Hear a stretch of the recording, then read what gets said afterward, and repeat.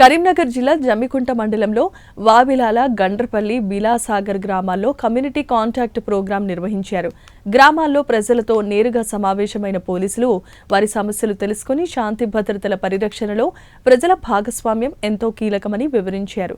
ఈ సందర్భంగా గ్రామాలలో విస్తృతంగా తనిఖీలు చేపట్టిన పోలీసులు అక్రమంగా నిలువుంచిన భారీ ఇసుక డంపులు గుర్తించి స్వాధీనం చేసుకున్నారు. అలాగే సరైన రిజిస్ట్రేషన్, సంబంధిత ధృవపత్రాలు, వాహన పత్రాలు లేని 20 ద్విచక్ర వాహనాలు సీజ్ చేశారు.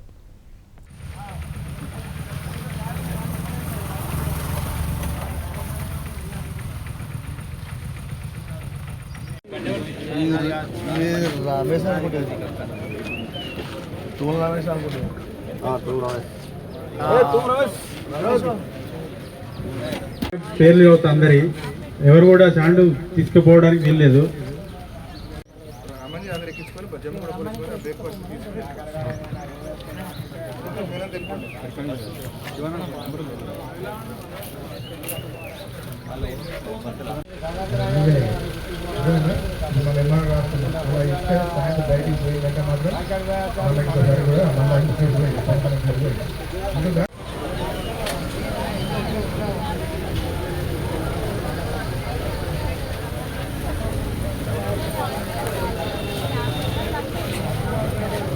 రాజయ్య, సిరిసేటి అశోక్, గడిగంటి పోషాలు, బావుల రాజయ్య,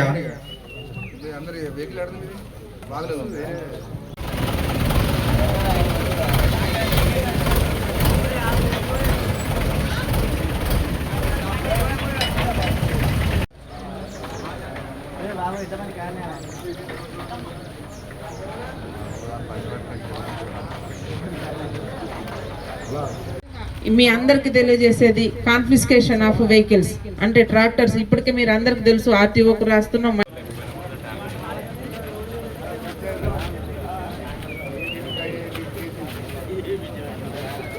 పెడుతున్నాం. ఇక ముందు నుంచి, ఈ రోజు నుంచి మనకు అందరికి ఇంతకు ముందు కూడా చెప్పినాం, మళ్ళీ చెప్తున్నాం, దీని మీద స్ట్రిక్ట్ గా మేము ఎన్ఫోర్స్ చేస్తాము.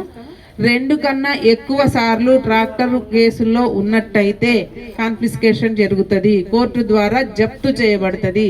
ఆ జప్తు చేసిన బండి మీకు రాదు, మీరు ఎన్ని డబ్బులు పోసినా తిరిగి రాదు, వదులుకోవాల్సిందే. సో ఇప్పటి నుంచి అది కూడా స్టార్ట్ అవుతుంది. దయచేసి దీని యొక్క పనిని మార్చుకోండి, కష్టపడి పనిచేసి జీవితాన్ని గడపడానికి మార్పు తీసుకొచ్చుకోండి, ముందుకు రండి. కష్టపడితే ఈరోజు కైకిల్కి పోతే 1000 రూపాయలు వస్తాయి, 800 నుంచి 1000 రూపాయలు. కష్టపడండి, ఎన్నో మార్గాలు ఉన్నాయి. ఆ మార్గం మంచి మార్గంలో, చట్టబద్ధమైన మార్గంలో మీరు వెళ్ళి మిమ్మల్ని మీరు చట్టానికి వ్యతిరేకంగా కాకుండా చట్టబద్ధంగా బతకాలని ఆశిస్తూ ఇంత మంచి అవకాశం ఇచ్చినటువంటి మా సిఏ గారికి, సర్పంచ్ గారికి, గ్రామ ప్రజలందరికీ వినాలి. రిపీటెడ్గా మీ గ్రామానికి వస్తున్నాం, ఒక్కసారి కాదు ఎన్నోసార్లు వస్తున్నాం. డెకాయిటీ కేసులో రిమాండ్ అయిన వాళ్ళు బెయిల్ వచ్చిందా? Ramakrishna still they are in jail. ఇంకా 3 దొరకలేదు, దొరుకుతారు, హైకోర్టుకు పోతున్నారు. పైసలు ఎక్కువై హైకోర్టుకు పోతారు. ఏ కోర్టు, సుప్రీంకోర్టుకు పోయినా దాంట్లో బెయిల్ రాదు, సుప్రీంకోర్టుకు పోయినా బెయిల్ రాదు దాంట్లో. మరి మీకు ఏమైనా దమ్ము ఉంటే సుప్రీంకోర్టుకు పోయినా కూడా రాదు. డెకాయిటీ కేసు అట్లాంటి పెద్ద కేసు.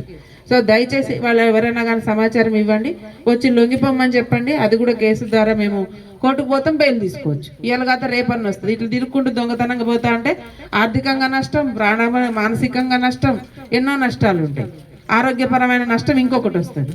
బతుకుంటే బలసాగు తినొచ్చు, అవునా కాదా? అది చెప్పండి వాళ్ళకు కూడా. ఎక్కడికి పోయినా డబ్బులు వృధా తప్ప బెయిల్ రాదు, బెయిల్ రాదు. అనవసరంగా తిరిగి డబ్బులు వృధా చేసుకోవద్దు. ఆ తర్వాత మీకు మళ్ళీ చెప్తున్నాం, ఇసుక ఇల్లీగల్ ట్రాన్స్పోర్టేషన్ ట్రాక్టర్స్ ఈ రోజు నుంచి స్పెషల్ డ్రైవ్ ఉంటుంది. ఖచ్చితంగా దాన్ని కాన్ఫిస్కేషన్ చేస్తాం. 2 కన్నా ఎక్కువ కేసుల్లో ట్రాక్టర్ ఉన్నట్టయితే, మేము వచ్చినాక కాదు, 10 సంవత్సరాలలో మేము లాస్ట్ 10 ఇయర్స్లో చూస్తాము. ఈ ట్రాక్టర్ 2 సార్లు దొరికిందా, 3 సార్లు దొరికిందా, అన్ని కేసు ఒకటే కాదు. ఎంఆర్ఓ దగ్గర కూడా ఆ మధ్య కాలంలో ఎంఆర్ఓ దగ్గర మనం ప్రొడ్యూస్ చేసి మీరు 5000 కట్టుకొని తీసుకొచ్చుకున్న రోజులు కూడా కొంతకాలం ఉంది, నాటి రోజుల్లో. ఆ ట్రాక్టర్ కూడా అందులో ఉన్నా కూడా క్రిమినల్ కేసులో ఉన్నట్టే.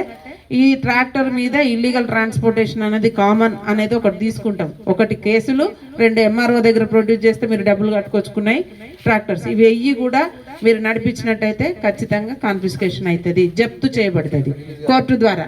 అదే చెప్పిన, జప్తు చేయబడుతుంది, రిలీజ్ కాదు. మీరు ఏమి షూరిటీస్ పెట్టినా రిలీజ్ కాదు, వాటంత డబ్బులు పోసినా రిలీజ్ కాదు, వాటంత బంగారం పోసినా కూడా రిలీజ్ కాదు. అది సీజ్.